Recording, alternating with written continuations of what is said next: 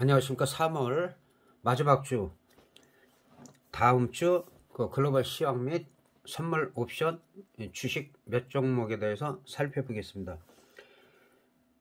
연준에서 하여튼 금리는 0.25%포인트, 그 베이비 스텝이라고 하는데, 빅 스텝은 0.5 이상, 자이언트 스텝을 단행하지 않고, 지금 은행 위기가 지금 계속 확산되고 있는 상황이기 때문에 금리를 또 많이 올리기는 좀 부담스러웠어요.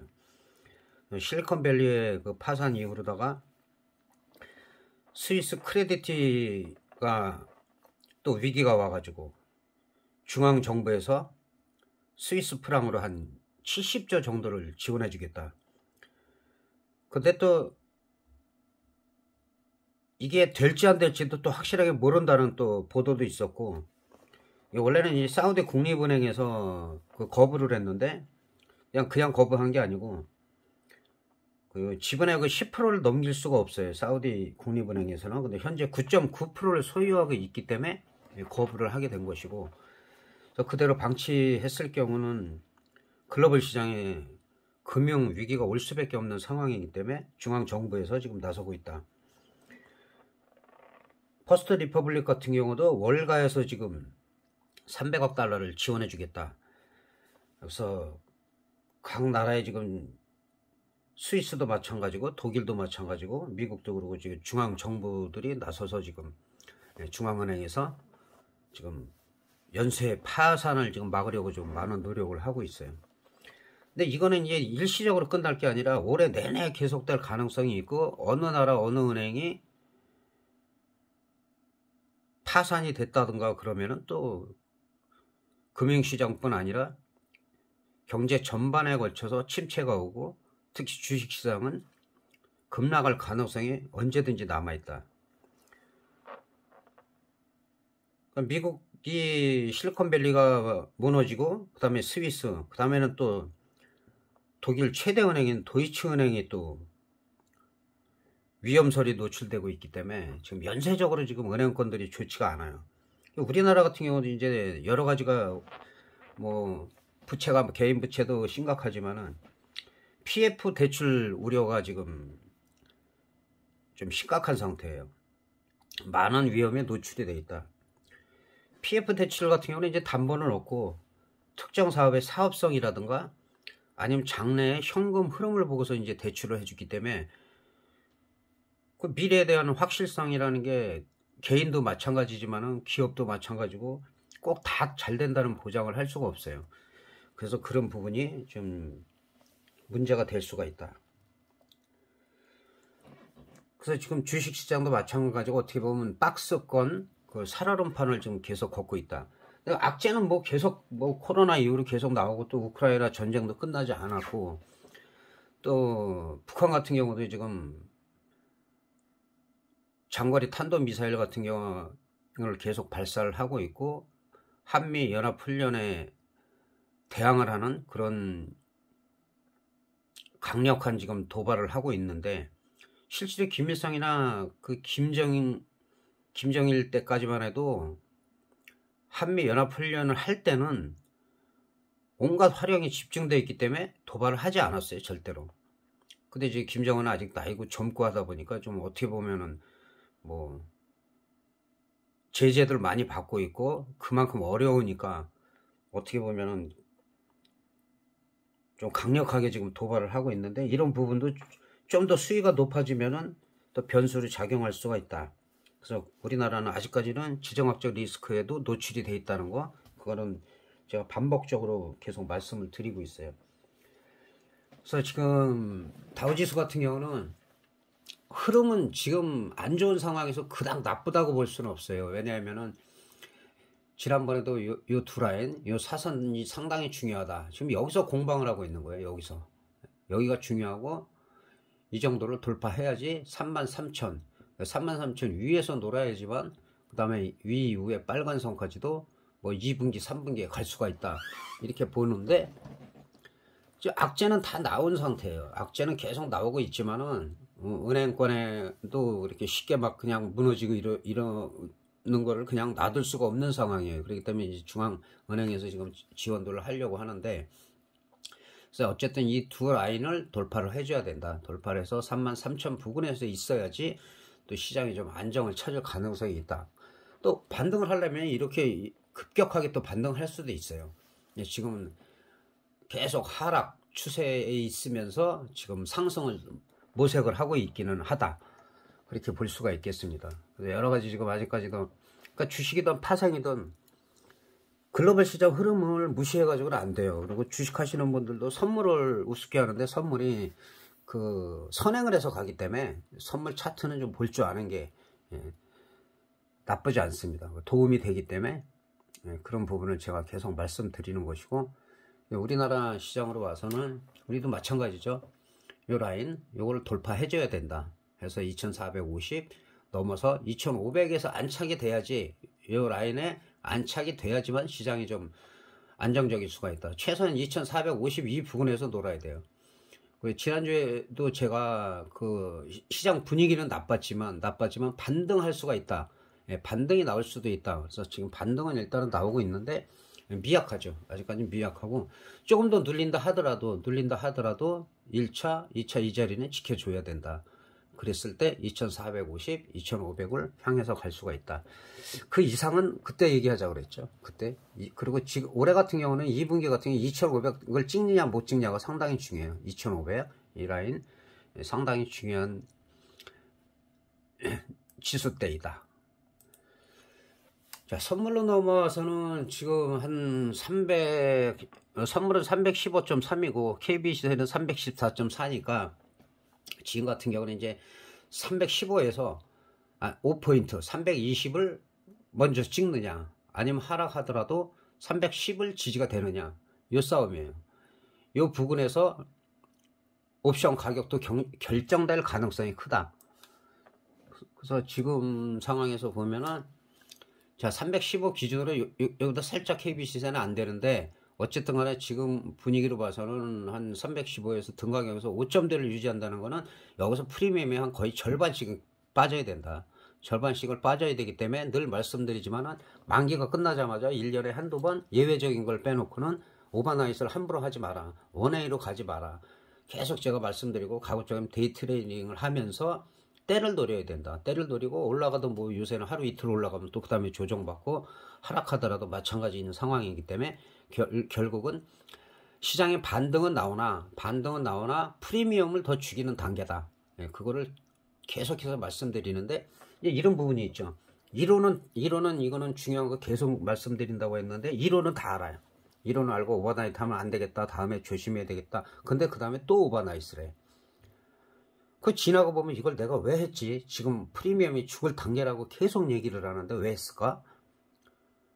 근데 이론은 아는데 지키지 않으면은, 반복적으로 말씀드리지만 모르는 거예요. 모르는 거. 새로 시작해야 돼요.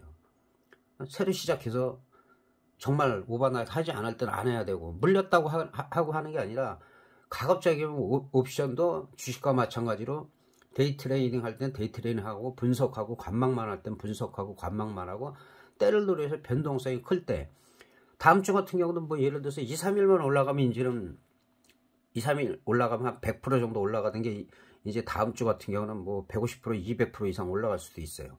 그 다음에 만기 전주에는 300%, 500%도 올라갈 수가 있단 말이에요. 이틀, 3일에. 그리고 당연히 만기주에는 뭐 2, 3일 올라가면 이제 500%, 1000%도 위아래로 터질 수가 있는 상황이기 때문에, 그래서 그런 변동성이나 그런 프리미엄이 상당히 중요하다. 그런 걸 너무 간과해서, 내가 하다가 좀 물렸으면 무조건 오버나이트 하는, 그거는 무조건 고쳐야 된다. 그러니까 프리미엄을 제가 자꾸 강조하는 게, 너무 비싼 상태에서 오버나이트를 하면 프리미엄을 계속 죽이기 때문에 절대로 안 되는 거죠. 절대로 안 되고, 일단은 그러면 지금 315 기준에서 제가 아까 말씀드린 게, 단기적으로 뭐 다음 주가 됐든 다다음 주가 됐든, 자, 320을 먼저 돌파하느냐, 아니면 310까지 떨어지냐, 이 싸움인데, 현재로서는 매매를 할 때는 요 315를 등가격이라고 쳤을 때 3호가 이내, 322.5 이내. 만약에 이쪽에 있다면 반등 나왔을 때 일단은 정리해 주는 게 나아요.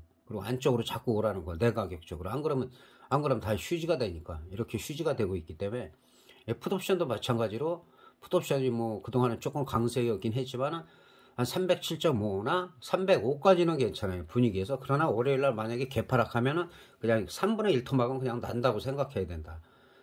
프리미엄 죽을 때 무섭게 죽을 시기이기 때문에 쉽게 오버나이스를 해서는 안 된다는 거, 다시 한번 말씀드리겠습니다. 그리고 뭐 지금으로서는 뭐 수급도 그렇게 좋지는 않아요. 수급도 그렇게 좋지는 않고, 원달러 환율은 1300원이 넘었다가 지금 1294원을 유지를 하고 있고, 유가는 좀 떨어지고 있는 상황이고, 그리고 이거 수급을 보면, 수급은 지난 금요일 종가를 보면은, 자, 선물에서는 이제 뭐 이전에야 모르겠지만 7,800억을 갖다 매도를 했어요. 매도를 했고, 기관이나 투시는 다 매수를 했어요. 개인도 매수라고. 그러니까 이 외국인들이 이렇게 매도를 강하게 할 때는 주가가 그렇게 올라갈 수가 없다. 그러나 옵션을 보면 이런 게 상당히 중요한데, 지금 풋옵션은 뭐 기관들은 해지하는 거고, 자, 외국인이 114억을 매수를 했어요, 주간에. 근데 다우지수가 금요일날 시초에는 빠졌다가 나중에 반등을 했어요. 나중에 반등을 해갖고 일단은 양풀이를 죽이든지 콜옵션이 올라간다 하더라도 한번 죽였다가 갈 때가 오히려 따라갈 수가 있는 기회인데, 반기 때도 요새는 뭐 20억 30억 순매수가 이 정도인데 지금 114억을 매수했다. 이런 부분 상당히 중요해요. 이게 한두 번 더 매수를 한다 하면은 선물에서는 매도를 했지만은 옵션을 갖다가 한 번 정도는 중박 이상을 터트리려고 하는 분위기다. 지금 그렇게 볼 수가 있어요. 그래서 외곽격직을 물리신 분들은 반등이 좀 강하게 나올 때는 좀 빠져나오는 게 좋다. 일단은 물량을 줄여놓고 또 눌림목에서 들어가면 되니까, 그렇게 보시면 되겠습니다. 그리고 분봉으로다가 좀 옵션을 좀 살펴보면은 지금 만기주가 중요하기 때문에 지난번에 325 저점이 제가 지난주에 그리는 거죠. 0.6을 이탈 안 하면 된다. 그런데 거의 박스권이에요. 반등은 나오는데 프리미엄을 급격하게 죽여버려요. 프리미엄을 그냥 거의 뭐 반토막씩을 내기 때문에 올라가도 또 죽이고 또 올라갔다 또 죽이고, 그런데 이 박스권 안에서만 놀고 있어요. 마찬가지로 지난번과 마찬가지로 지금 이 325를 갖고 있으신 분도 있을 거예요. 물려갖고. 자, 0.61 이탈하냐 안 하냐. 이탈하면 일단 던져야 돼. 이탈하면. 그리고 여기 안 오고 올라가더라도 한 1.40 이상 여기를 돌파하지 못하면 여기는 매도를 일단 해주는 게 낫고, 조금 더 올라가더라도 윗꼬리가 달리고 음봉이 달릴 때 이렇게 음봉이 나오고 이렇게 윗꼬리가 달리는 도치가 나오고 그 다음에 음봉이 나오면 크게 빠지기 때문에, 크게 빠질 확률이 높기 때문에 일단은 매도했다가 이런 눌림목에서 단기적으로 들어가도 나쁘지가 않다. 그렇게 볼 수가 있겠고, 풋옵션 같은 경우가 그렇다고 올라갔냐 하면은 한 305 정도를 보면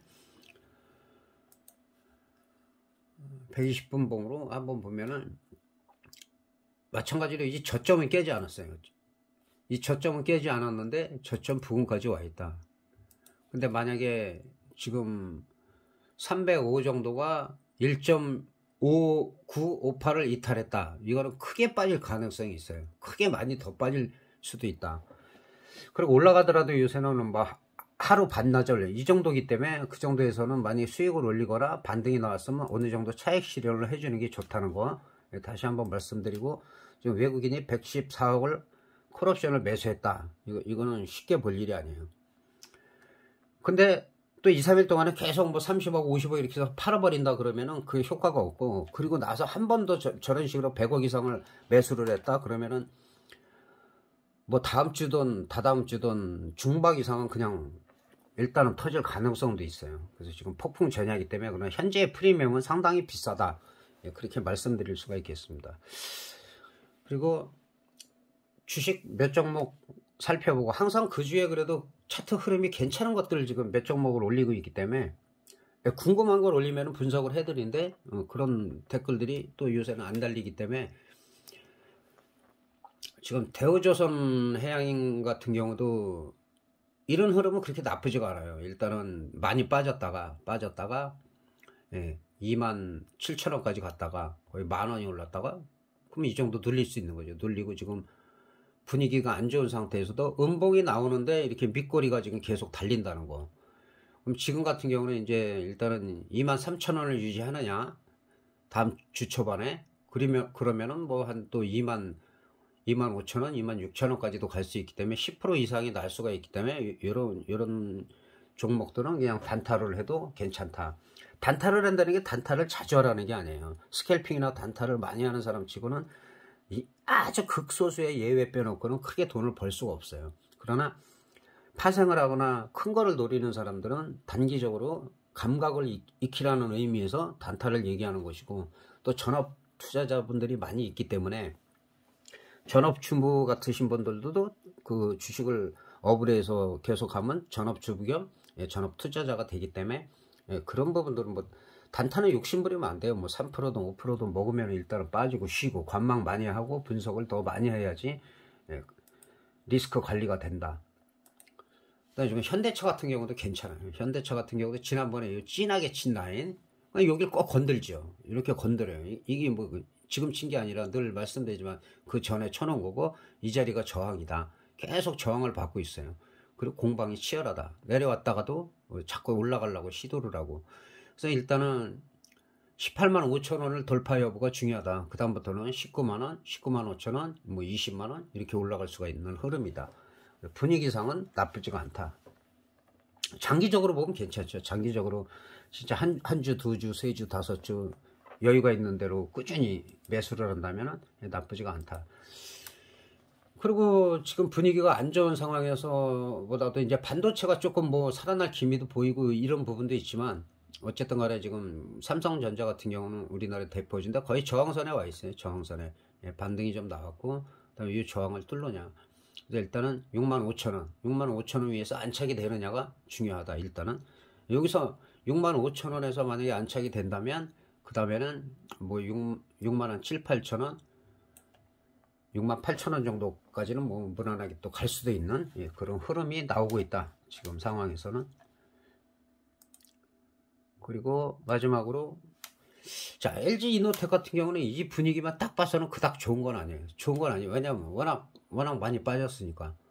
거의 뭐 40만 원대에서 지금 한 15만 원이 빠진 상태이기 때문에. 그러나 여기는 손절 라인이 딱 정해져 있어요. 그래서 이런 종목들은 손절 라인이 24만 8천 원 정도가 저점인데 여기만 이탈 안 한다면 이 자리가 지켜진다라고 하고 그 다음에 요 저항선이라고 1차로 친 26만 원에서 안착이 된다면 28만 원 그 다음에 한 30만 원 전후까지는 노려볼 수가 있다. 그리고 이 두 라인을 돌파했을 때 그 다음에는 정고점을 향해서 갈 수가 있는데 여기서 만약에 그 24만 8천 원을 이탈했다? 무조건 매수 아니에요. 매수하면 안 돼요. 충분히 또 이런 바닥을 충분히 만든 다음에 아니면 이런 걸 만들 다음에 이렇게 갈 수가 있기 때문에 24만 8천 원은 강력한 지지선이다. 거기 무너지면은 이 종목은 일단은 쳐다보지 않는 게 좋다. 이렇게 말씀드릴 수가 있겠습니다. 그러니까 다시 한번 말씀드리지만은 여러 가지 주식도 그렇고 파생도 마찬가지고 몰빵하지 마라, 무리하게 하지 마라, 비투하지 마라, 영끌하지 마라. 여러 가지 얘기들 다 알고 있는데 그거를 그대로 한다. 그건 모르는 거라고요. 모르는 거고 특히 파생이 있어서 아무 때나 오버나이트 하면 습관이 돼요. 25년 제가 경험으로는 25년, 30년 죄송한 말씀이지만은 한 15년, 10년 이상 하신 분들은 못 고쳐요. 근데 지금 저한테 문의하시는 분들이 왜 제가 이걸 자꾸 강조하냐면 1년, 2년차, 3년차 미만이 많아요. 그분들은 지금 고치지 않으면 못 고쳐요. 그리고 파생 안 하는 게 나아요. 그렇게 하려면. 그냥 선물만 조금씩 하다가 선물만 좀 하고 그리고 뭐 지수 선물도 마찬가지지만 지수 선물, 옵션, 뭐 해외 선물, 비트코인, 가상화폐 이거저거 다 하시지 마세요. 다 하면은 절대로 안 돼요. 그냥 안 되는 게 아니라 절대로 안 된다. 그래서 뭐 선물 옵션, 주식은 주식대로 뭐 장기적으로 모아가든지 이렇게 해서 자기만의 매매 원칙을 만들으셔야지만 성공할 수가 있습니다.